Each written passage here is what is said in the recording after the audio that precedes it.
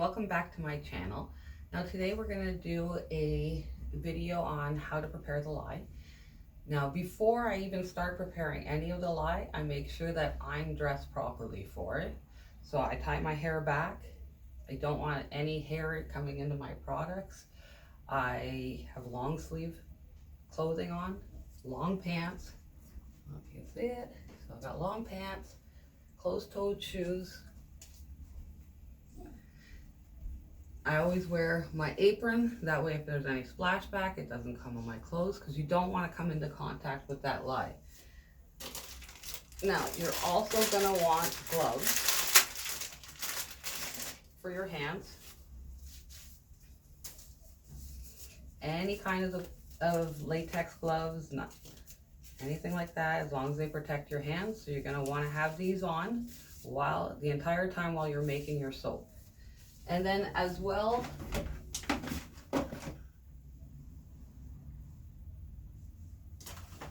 there they are. You're gonna want your safety glasses. All right, so I wear glasses, so I make sure my safety glasses fit over my regular glasses. So regular glasses are not enough, you need safety glasses as well. All right, so before we start making soap, those are the things that I do in advance. And then we're gonna get into making the lye solution right now. All right, so this is everything I need to make my lye water solution. So I have my stainless steel mixing bowl. I'll use a stainless steel spoon to go with that. Now, if you wanted to save your lye for later, I have extra white containers on the side there for when I want to keep my lye for a later time. I use it within 24 hours of making it. So I got my ice cubes, I got my lye, I got my distilled water. Now the ice cubes were made with the distilled water. It's better to use distilled water, that way there's no heavy minerals in your lye that might mix with your soap in a bad way. So now I'm filling my cup with my lye and I'm measuring it out as I go. The lye is very caustic, so I like to be very, very careful. I take small amounts instead of pouring it in the cup where it could spill. I don't want to spill any of those little lye beads anywhere.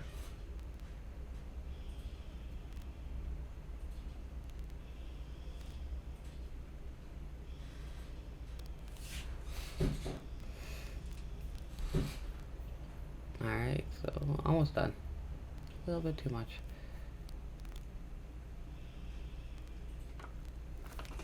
Alright, so now that we got our lye measured, the next thing we're going to do is measure the water that we're going to mix with the lye.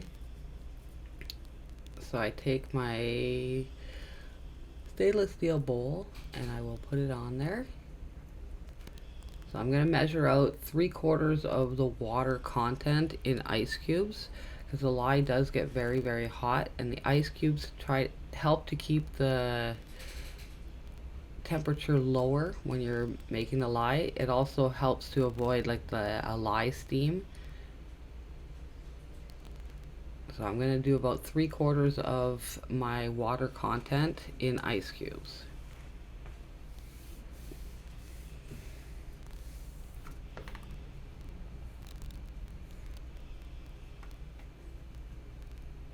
It doesn't have to be perfectly 3/4. It could be a little under, a little over, but I find that that number is perfect for getting the lye to the temperature I want it. You can, if you're doing goat's milk or replacing your water with something else, a juice, you can freeze it as well. It works really well. Goat's milk, I recommend you freeze it.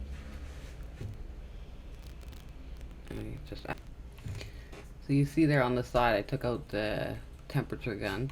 So as we mix the lye, I check the temperature to make sure that the lye is not getting too hot. I really don't want the lye too hot. When it does get too hot, I put it in a water bath, and you'll see that a little later in the video. So I'm going to start mixing here, and then the video cuts on me. So Unfortunately, I missed most of the mixing of the lye when I realized that my video had turned off. So here we start mixing the lye, and then you'll see it jump to the lye all mixed up. But this is basically what you're gonna do. You're gonna put a little bit of lye, and then you're gonna mix it. And then you're gonna put a little bit of lye, and then you're gonna mix it. And then you're gonna check the temperature, see where it's at. And you're gonna do this for a good 10 minutes or so. 5 to 10 minutes it takes, about that, to totally mix it in. So you want to do it nice and slowly. If you're doing goat's milk, you want to do it even slower. Or any milk, you'll want to do it even at a slower pace than you would with the water. Very small amounts. You don't want it to get too hot if you're doing a milk. Right now we're doing water, so it won't matter if it gets hot. Now as you see, it skipped over to me having it in a double bowl. So inside that other bowl, there's a couple ice cubes there to keep it cool, because right now we're sitting over 100 degrees, which is too high for me to soap. I like to soap between 80 and 90 degrees. I don't like to be above 90, but I find like 85, 87, those are my favorite numbers. So the ice in the bottom bowl helps it cool down, and it makes this process go a little bit faster. We're still over 100 here. Just a little bit longer. Fast forwarded it so it didn't seem like we were sitting here forever. Alright, so now we got it below 100. So I'm just going to put it aside for now, because I still have to mix my oils. So I'm mixing up the tallow and the shea butter right now. I melted them a little bit in the microwave. I'm not quite finished melting, but as I mix them in the bowl here, they'll continue to melt until they're liquid. Get all those nice butters and oils out of the bowl. You don't want to miss any of them. Alright, so I'm going to mix this until it's all liquid. I like using shea butters and tallow in my soaps because they add such a good moisturizer to the soaps. So I always add a little bit of shea butter to my soaps, and when I can, I make them with tallow.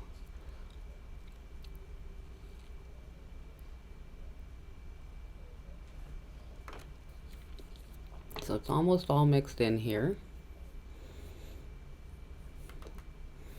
I'm going to check the temperature to see where these oils are at, because again, we want to keep our temperatures, at least I prefer to keep my temperatures between 80 and 90 degrees when I soap. I find it just gives me more time to work with it. It doesn't set as fast for me when I work at lower temperatures. But everybody is different with that. Some people like soaping at higher temperatures. I just prefer this temperature. I find it works for me at my pace. Now, as you can see, it's just about all liquid. Do a quick temperature check. We're well over 100 Fahrenheit. But the other oils are cooler, so we'll see what happens when we throw them all together. So there's my olive oil.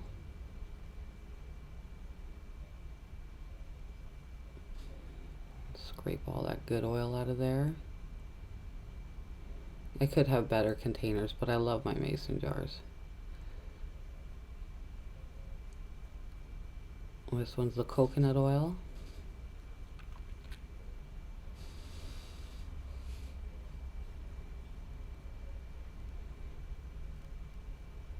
And again, scraping all that good coconut oil out of the bottom of the container. This one here is avocado oil. I find avocado oil gives it a nice creamy texture to the soap. And then last but not least, the castor oil. And castor oil helps with bubbly, making nice bubbly lather. I pretty much put castor oil in every recipe I do. And you don't need a lot, as you see. There's not a lot of castor oil in there, but it's just enough to make a nice lather. Now, as you see, once I mix the oils in, we're under 100, but we're still high at 95. So I'm going to let them sit for a bit. Now that they've sat for a bit, we're at 83 on the lye. You didn't see it, but you were at 85 on the oil. So it's about the temperature I like to soap at. So now we're going to add our lye to our oils. Now I use the stick blender so that there's no splashback, and I can put it in slowly, and I try to avoid bubbles. I always end up with bubbles in the batter at some point. So I just mix like that and get rid of the bubbles. It tends to get rid of most of them. So I'm going to start the hand blender here. As you see, right away it's starting to mix up the lye and the oils together. You're getting this nice white color, ivory color. Not quite white, but you can see they're mixing.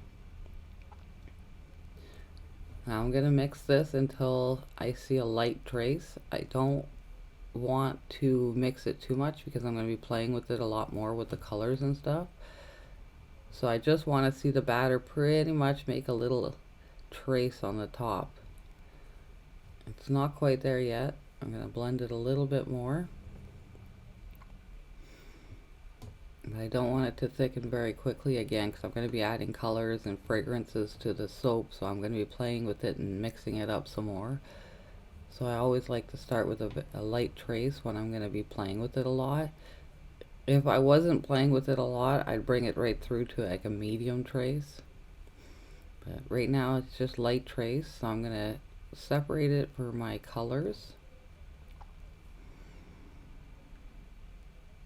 And then I'm going to separate off a portion as well for my frosting after. So I like to separate before I add anything to the batter. The last thing I always add is the fragrance. So we're going to do color first, and then we'll be adding the fragrance.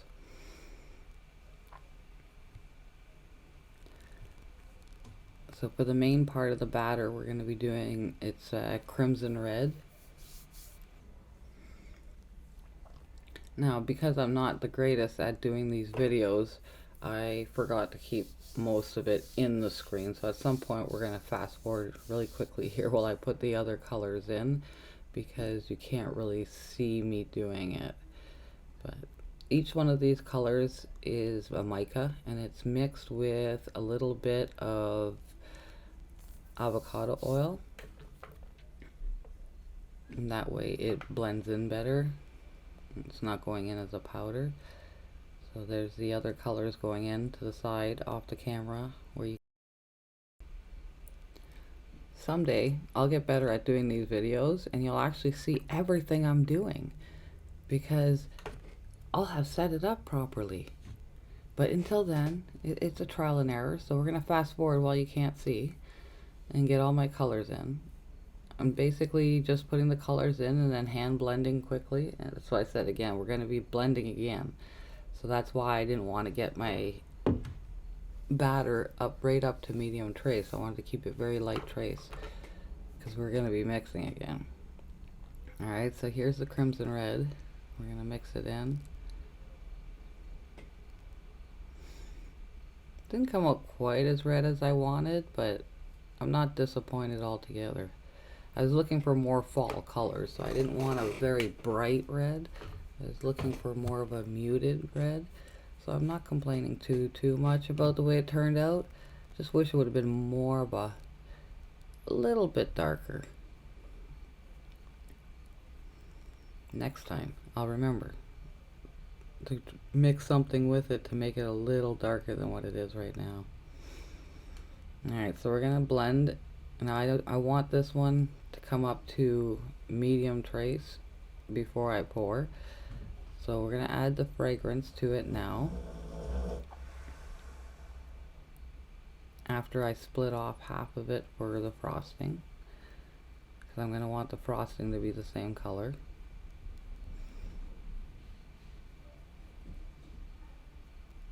And then I add the fragrance oil to each individual container.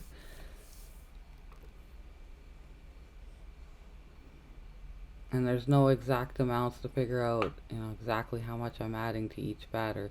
I just know that I have more red batter, I add more fragrance to the red batter, and I add just a little bit to the other ones, and a little bit to my icing. I rarely worry about putting too much fragrance into one side of the batter over the other, because I never use the highest amount of fragrance, like the highest percentage that you can use in a batter. I rarely ever use it. So if it requires, it says 3%, most of the time mine's at 1% or 1.5. So if there was a little bit more fragrance into one of these batters, it still wouldn't exceed the 3% that most of them call for. In this case, it was 3.25%, and I've used 1%. So now we're going to pour the batter into the mold now that it's thickened a little bit more. And I'm very messy when I make soap. So just so you know in advance, my space is always a mess after I make soap. I'm not one of those perfect soapers. My space gets messy. I'm an artistic person, and my art requires a little bit of mess. So yeah, splashing. Nothing's ever perfect, but it always ends up beautiful in the end. So I don't complain about how I get there. I just clean up after myself after.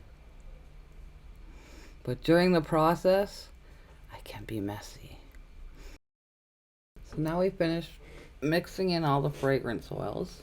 I'm going to pour each one in a line, and then I'm going to use my little chopstick and blend in the colors a little bit.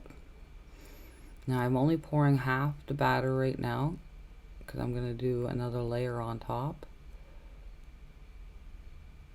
There we go. So there's the purple. So there comes my little chopstick. And we're going to mix it.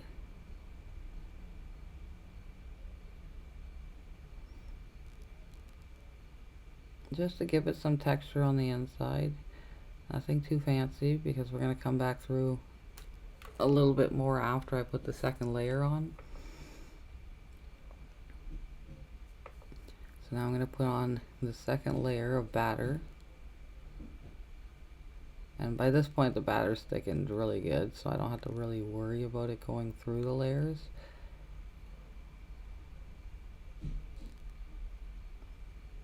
Because we're starting to get good and thick here. And the bowl's in the way, so you can't really see. Eventually I'll pay more attention to that stuff. But when I'm in the process, I'm just thinking about making the soap. I keep forgetting that there's a camera recording me making the soap. So here I'm going to spread it out just a bit so that that color is all over the whole top of all the soap. There you go. And then again we're going to do the same thing. We're just going to do a quick pour with the rest of the batter. There we go. And we get to see the pouring container, because I didn't think to put it the other way so you can see what I'm doing. You see, I bought it at the dollar store. Cheap. They work really well for pouring containers. I can't complain. My stick blender fits in them really easy to blend up the batter. Very rarely is there batter that's unmixed at the bottom. So I don't complain. And I can scrape them right out. Alright, so we got some green here going on. And as you can see, it's sitting right on top, so that batter's starting to get really thick. I gotta move faster. I still gotta frost it. Alright, so we got the green in. And then last but not least, the purple. I love that color purple. The mica's called Galaxy Purple. And you'll see it in a lot of my soaps because I really like that color. It turns out so well. If you go really light, it ends up in really nice lavender. And you go a little darker in color, and it comes out a really nice dark purple, depending on how much mica you add. It gives you so much variety in color of purple and mauve. Alright, so now we got this in. We're going to scrapey scrape the last of it. And almost done. Now we're going to swirl the top a bit after I even it out.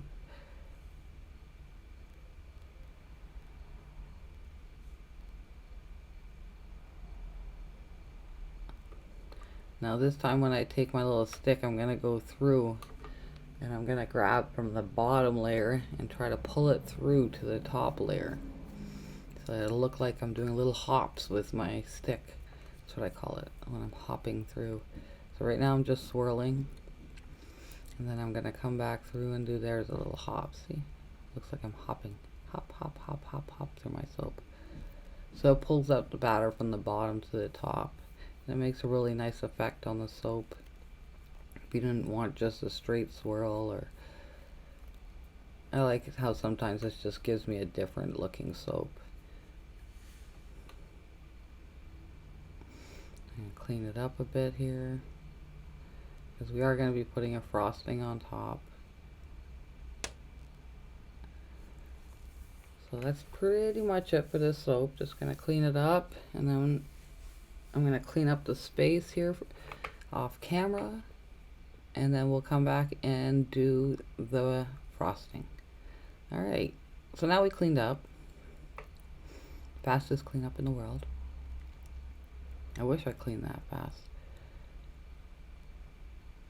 So by now my frosting sat for probably about 5 minutes or so while I was cleaning. So I thickened it up a bit. I put it in my piping bag, and I again forget that there's a camera there. And I'm supposed to be showing you how to do this.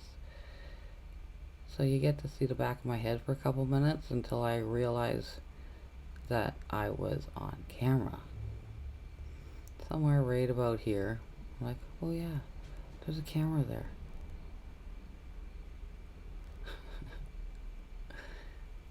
I'm not perfect. I have my moments. I don't claim to be perfect. So here I am actually piping it out. So I pipe it out a little bit at a time. I have different piping tips for depending what I want to do. These are the one. This is the one I like for the top.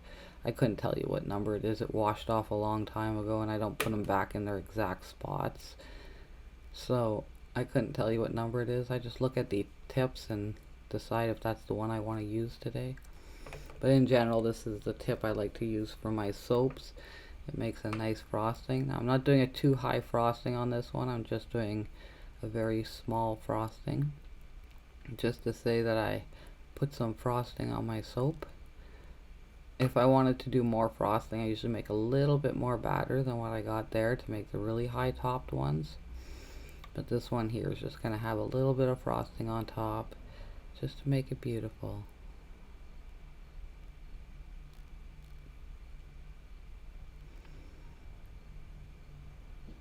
I probably should have fast forwarded this part, but it's almost done.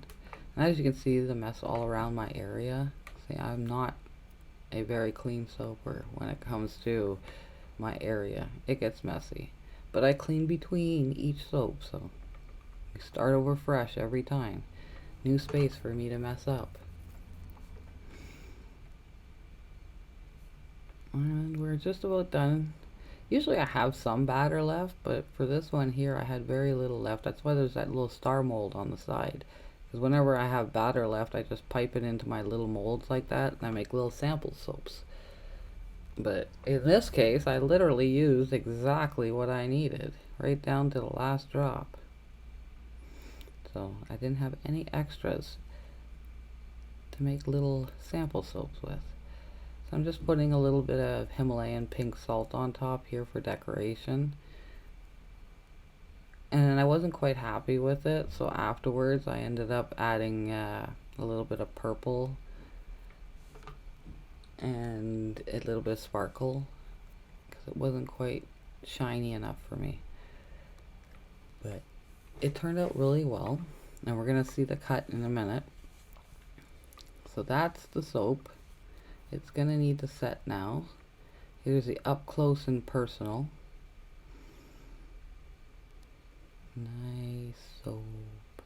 Love soap. Here it is dry. So the next day it's all dry. This one only took 24 hours. And I don't have no fancy soap cutters like everybody else. I'm not there yet. I still use my wooden box. So you'll see me with my wooden box and my cutters.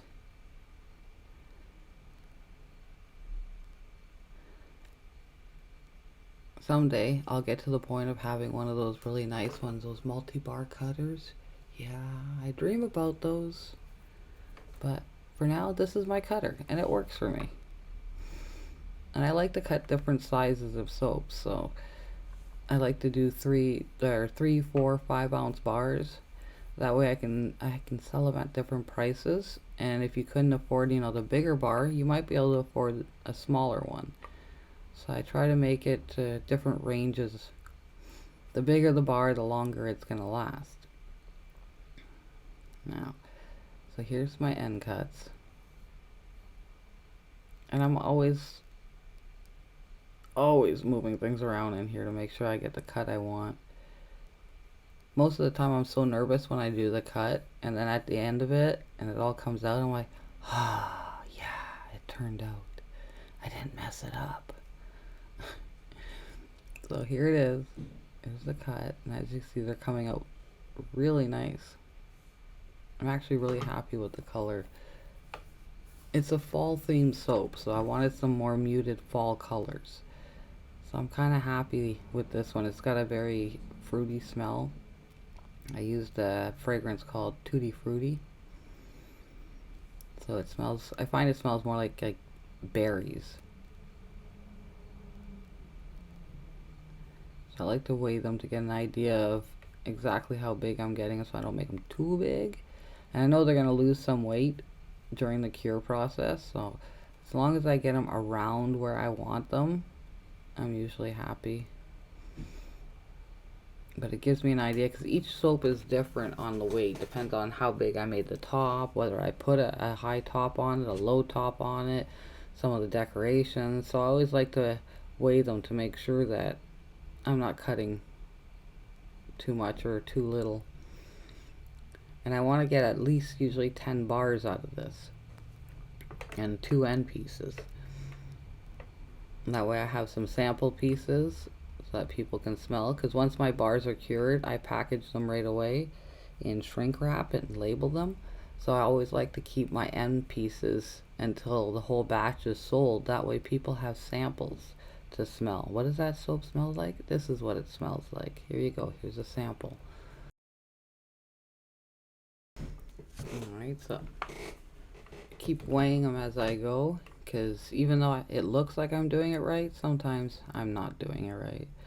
So I just keep weighing them, making sure they're falling where I want them to. And then I'm always sitting there going, am I going to get 10? Am I going to get 10? Did I cut it right? Am I going to get 10 bars? So I'm always happy when I get my 10 and my 2 end pieces perfectly. And everything turns out, and there's no like really small pieces or really large pieces, which sometimes happen because I'm not perfect. Even though I try to line them up in here, there's so much room for error. And then the last cut here, we'll get an end piece out of that. Let's try to line it up.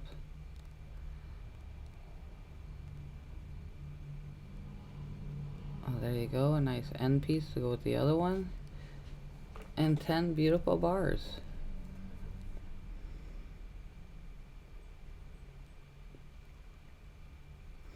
Then I'll bevel them and clean them up. Very happy with the way they turned out. And you see when I pulled it up, you can see where the parts where the color was dragged upwards. Gives it a nice different texture to the color. And there they are, all finished and beveled and pretty. And you see where I added the little purple rocks on top and a bit of shimmer, just to give it a bit more color, pull in that purple a bit. So I ended up really liking the way it turned out. So there you go, my first video of making soap for you guys. A lot of errors along the way, but we got it done. Like and share if you enjoyed it.